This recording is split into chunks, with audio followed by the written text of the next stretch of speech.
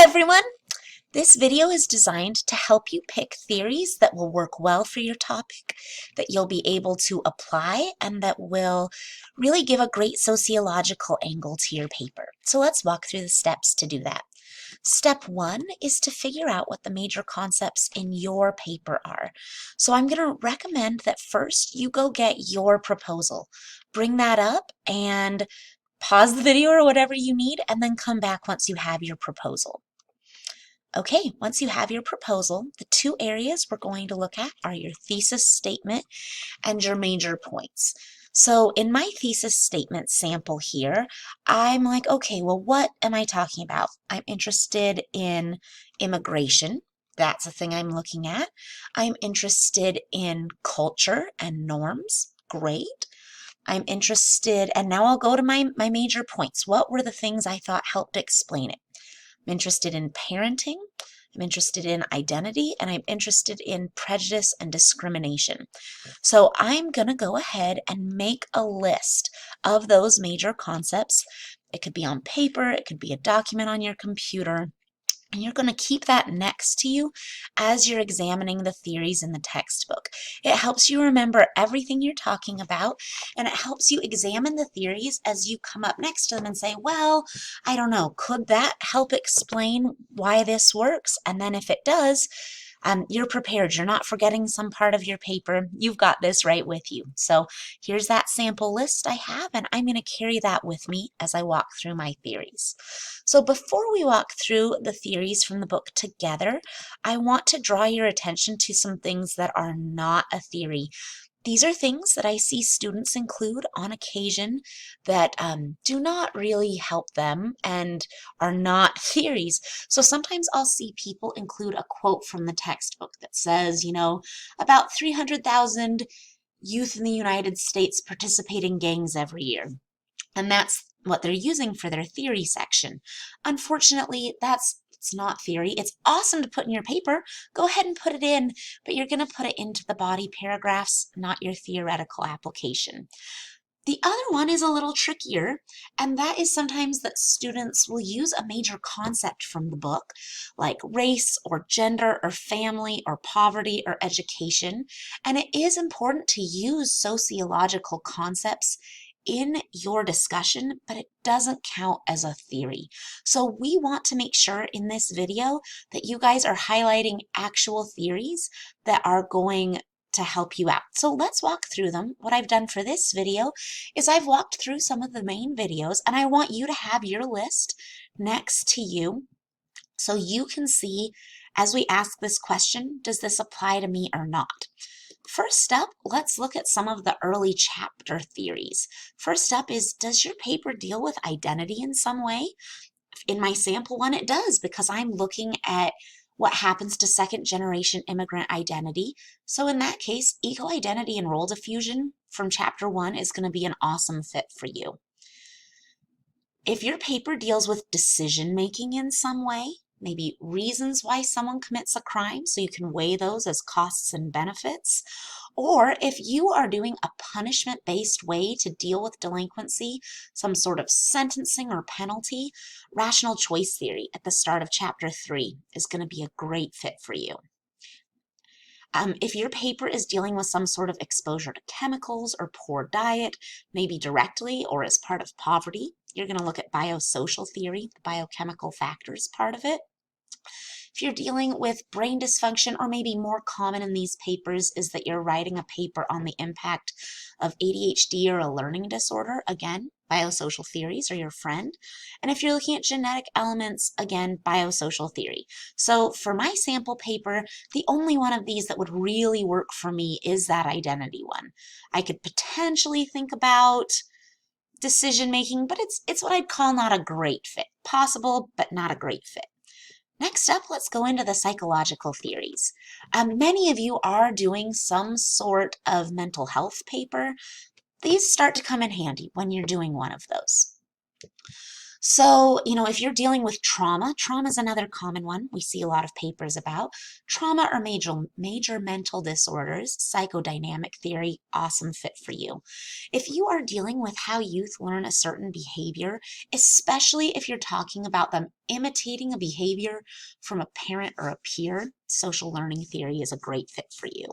And then if you've done anything with moral development or the way people view the world or reasoning, cognitive theory is an awesome fit for you. So for my sample paper, I could possibly consider a little bit of social learning theory if I wanted to talk about the impact of having American peers. That's not really the direction I was taking my paper, so I would move on and keep looking for another paper. Our next theories are our sociological theories.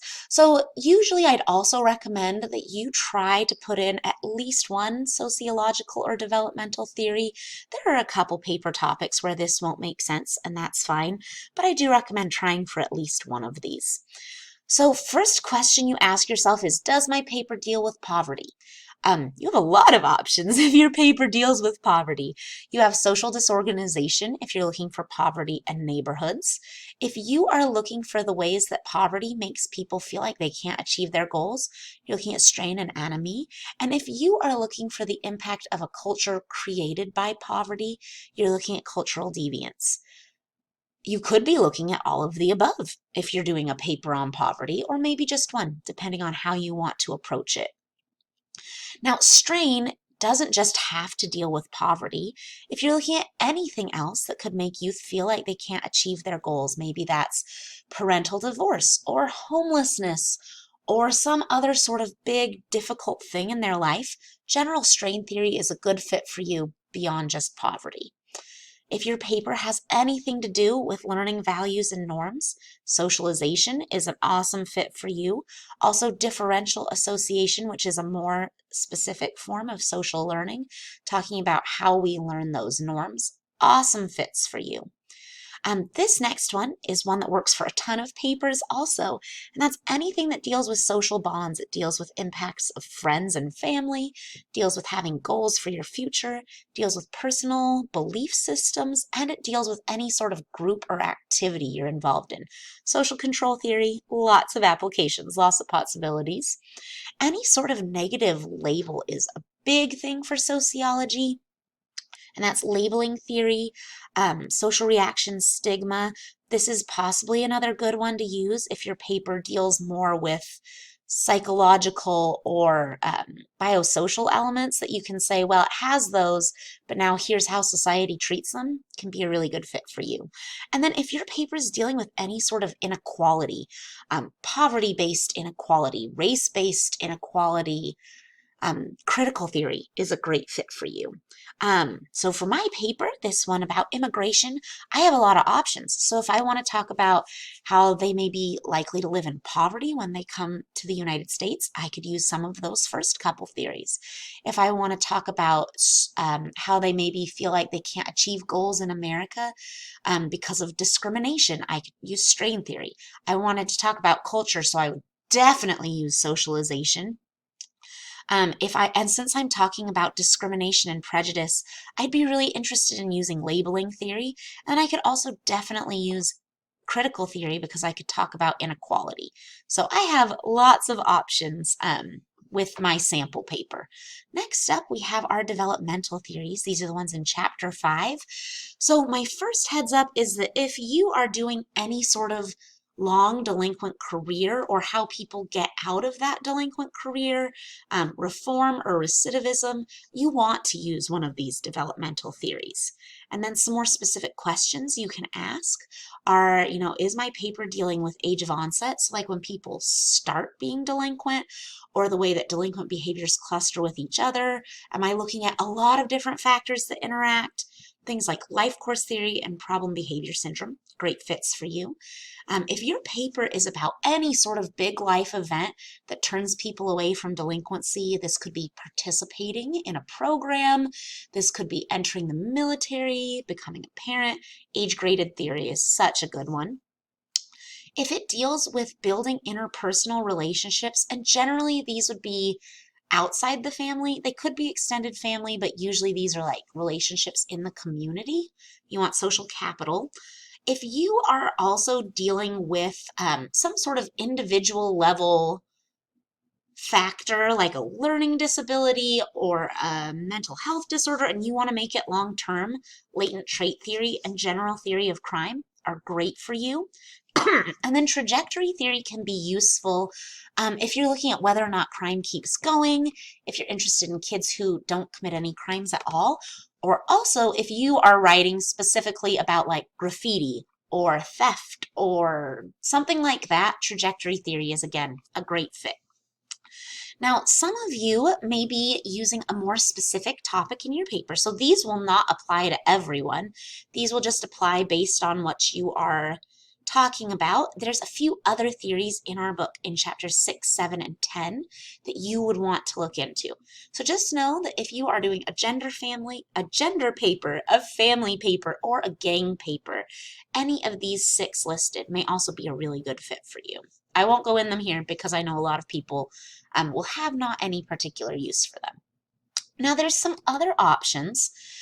If you are doing a paper on peers, gangs, or drug use, our textbook actually has sections where they apply a few theories to those topics. So either if you're doing that paper and want to see some options, that gives you options, or if you're doing another topic and just want to see what it looks like when you apply a theory to a topic, I'd go look in those chapters, which are Chapter 8 for the peer and gang sections, excuse me, and Chapter 10 for the drug section.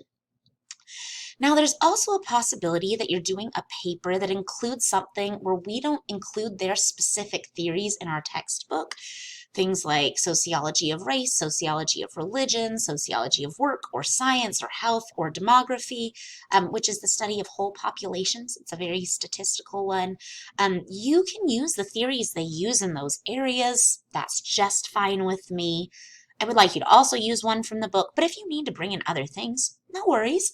And then you are also always welcome to use a classical sociological theory. For those of you who've taken other sociology classes, you'll have seen theories like functionalism, like conflict theory, or symbolic interactionism, or feminist theory, the looking glass self. We have elements of some of these in our book, especially conflict theory and feminist theory. And looking glass self is heavily related to labeling, but if you want to use something like that, feel free. If you have other theories that you're not sure about or that you want to use, also always feel free to reach out to me. I am happy to help in this kind of situation. So I really hope this helped, and yes, feel free to ask me any questions anytime. Thank you.